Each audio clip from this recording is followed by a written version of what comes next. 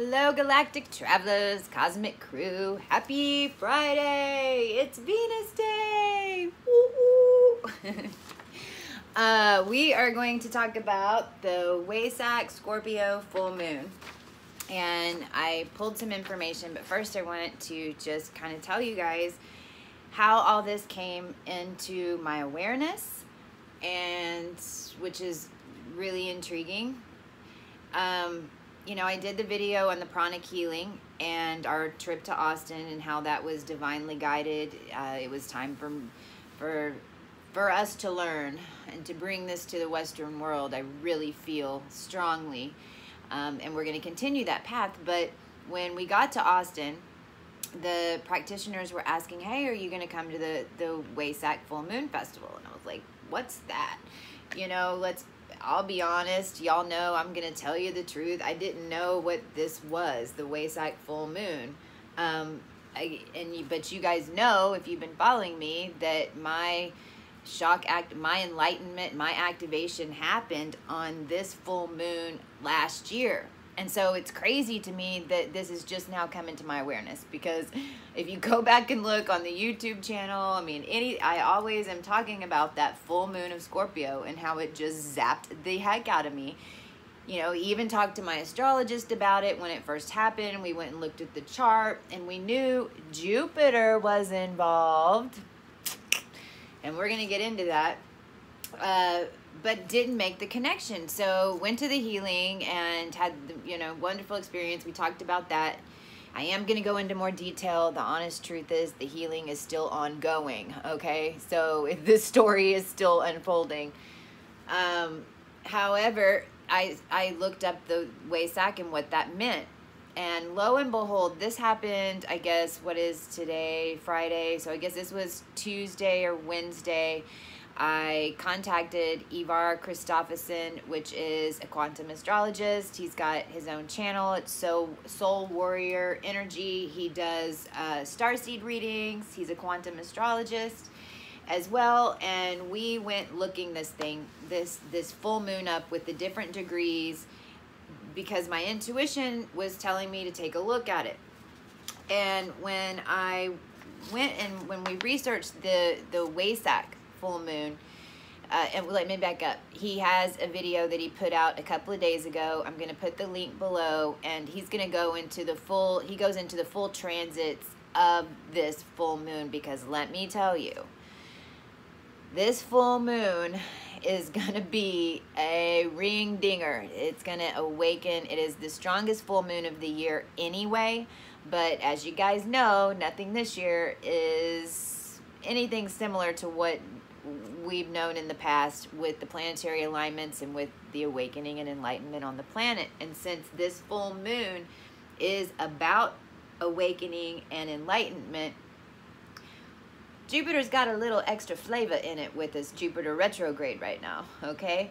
So first I want to talk about the Wesak full moon. And I'm going to read, because I don't want to mess it up. This came from souledout.org, and that's SOULED.org. I'm going to read some of it. If you want to go check it out, please do. So I'm grateful for this information pulled from the internet. The Wesak festival has traditionally been associated in Eastern civilizations with Buddha, esoterically recognized as the divine intermediary between the highest spiritual center on the planet, Shambhala, and the hierarchy. The Buddha is the expression of the wisdom of God, the embodiment of light, and the indicator of divine purpose, cooperating at this festival with his brother, the Christ, who represents the hierarchy. The Buddha embodies the principle of light, and because of the illumination, humanity was able to recognize the Christ, embodiment of the still greater principle of love, Christ consciousness. Each year at this time of Wesak, two great streams of energy, one focused through the Buddha and the other focused through the Christ, are fused and blended, and it is the task of world servers to precipitate this combined energy into the waiting world. Once a year at the they're saying Visakha or Wesak festival, the Lord Buddha, sanctioned by the Lord of the world, carries to the assembled humanity a dual stream of force that emanating from the silent watcher, supplemented by the more focalized energy of the Lord of the world. This dual energy he pours out in blessings over the people gathered at the ceremony in the Himalayas, and from then in turns its flow out to all people of all tongues and all races. I just gotta chill. There are 24 countries that celebrate Wesak, and Wesak is actually depending on where the moon, the full moon of Scorpio, so what that embodies is the full moon of Scorpio, right? So we've got the wheel and we've got Scorpio over here, so you have an axis point from Scorpio to Taurus. I put this up here because I wanted to show you some of the numerology that's going on. And if you take a look at your progress chart, especially if you're conscious and you're following astrology and you're embodying the energies and you're activating the planets, I've seen so many charts since had this realization that we're all locked in. We have these, our progress charts are locked in, a lot of us around the Jupiter, the 9-degree mark of Scorpio, the 20-degree mark of Scorpio, where Jupiter retrograde is, a lot in Taurus, grounding, you know, into Earth, into Venus. Taurus is ruled by Venus. It's an Earth sign, but grounding it into humanity. I mean, it's beautiful. Again, there's 24 countries that celebrate it, and this year, the Wesak starts on 4/29/2018. You're going to see a ton of nines going on, right? 9 is going to be completion of a cycle. It's also 9 is the matrix decoder. It's the Tesla number. There's 8 atoms. There's 8 pieces to the atom, but the 9 is the energy that changes the atom, right? So it's the matrix decoder. So we've got also 9-dimensional beings that are fully grounded and awakened on the planet. So 9 is a big number. We're also going to see a lot of 3s and catalyst numbers, a lot of 7s, which, you know, is the Christ number. It's more of the divinity number. 8s. So 4/29/2018, you look 4, then we've got 11 and 11. And then all together, we've got an 8. So this is infinity, right? And this makes complete sense in numerology, how the Wesak is celebrated on starts being celebrated on 4/29. It goes through the month of May. So a lot of the countries are gonna, like, I saw some festivals on the 11th all the way through the end of May. The whole month is celebrated because they're celebrating the full moon of the ancient lunar month. And this is what Wesak is. Besides that it's the full month, okay, the reason that it's celebrated is because it's the full moon of Scorpio, and it has 3 very defined Buddha life points in this month. So first there was the birth of the man who was going to become Buddha, and this happened around this full moon. Then we have, when he was 35 is when he had his activation, his enlightenment, his DNA was activated to ground and bring the energy of the divine to the earth. And then he passed at 80 years old this same month. So this year, the full moon of Scorpio is on 4/30/2008. We've got a 4 again, right? 4 is Gaia, 4 is Earth. 4, 3, catalyst number. And again, love those 11s. Equals 9. So here we go. End of a cycle. Let's let's start a new cycle of humanity. Let's start the events, the awakening processes at a global mass scale. A lot of us have already had the event in our personal enlightenment, our personal awakening journey. But what I'm speaking of now, and what everyone's talking about, is this energy, because there's so many of us that have it grounded, and it's grounded in earth. We've had a full completion cycle of alchemy within humanity now. We have a consciousness that has never been seen before on the planet or in humanity. And this full moon is a massive release. And as a collective, you know, not only have we decided, and this is internally, this is even if you know nothing about this, but you wanted a change and you knew that the way things weren't working, and you were looking for enlightenment or reasons, or you're unconsciously, as a collective, we have moved Jupiter and decided that Jupiter would go retrograde, which we know it did. And on this full moon, it's at 20 degrees of Scorpio. So first, we're going to have 9 degrees. So the full moon is going to be at 9 degrees and 39 minutes of Scorpio. And then on the other axis opposite is Taurus.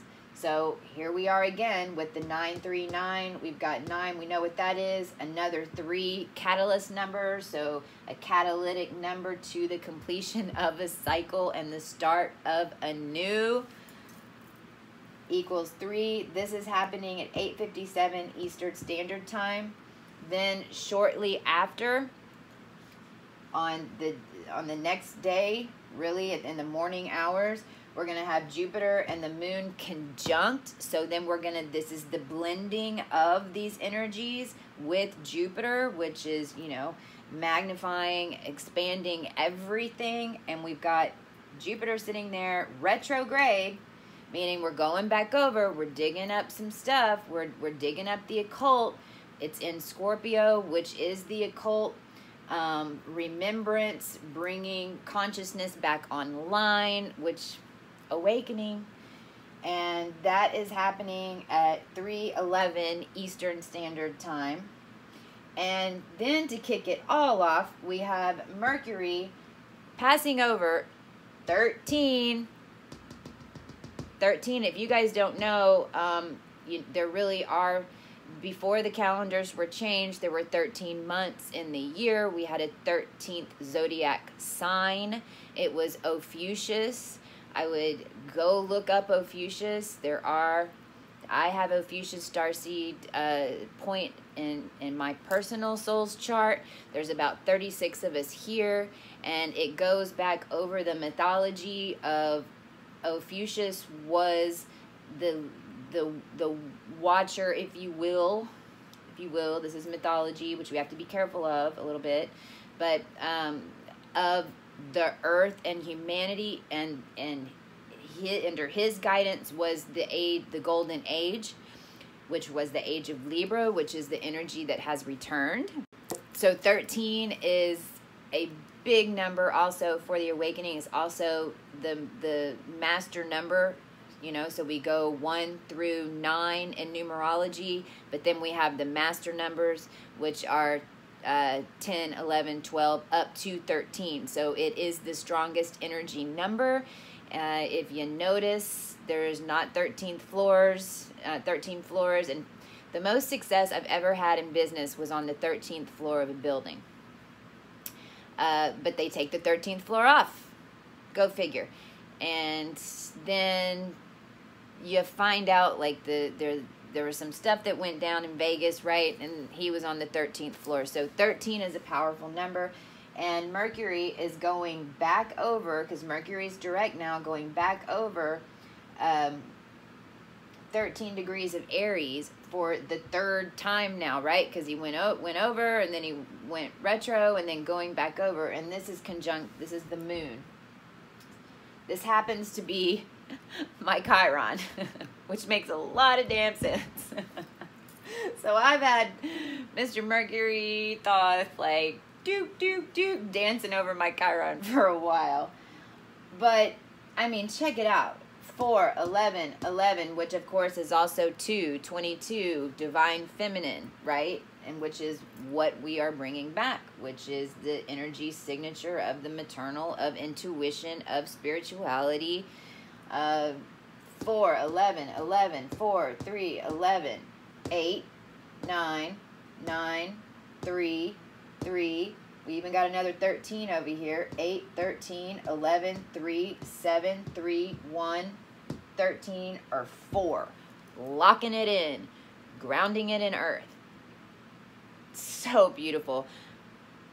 When I saw this, I just got chills.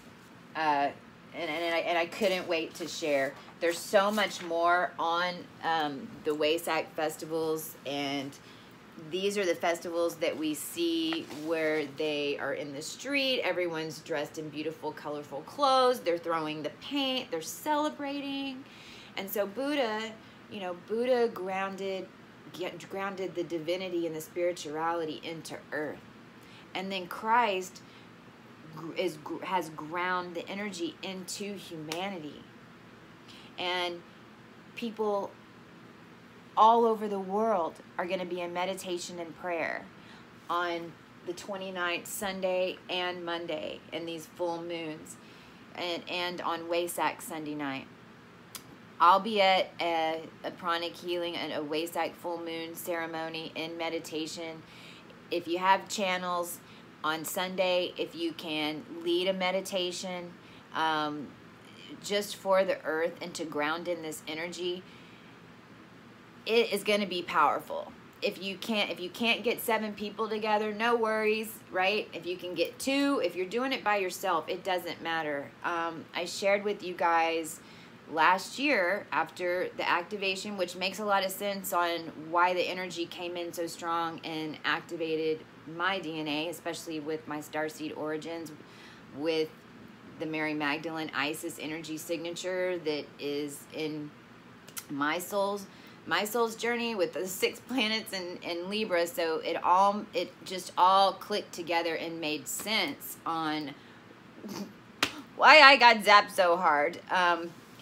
But I talked about the last day of Ramadan last year, divinely guided on a meditation with Cryon, and it was a similar situation where there were so many people in so many countries meditating at the same time. And this is when I had that astral out-of-body experience where I literally was in the clouds. I could see the people.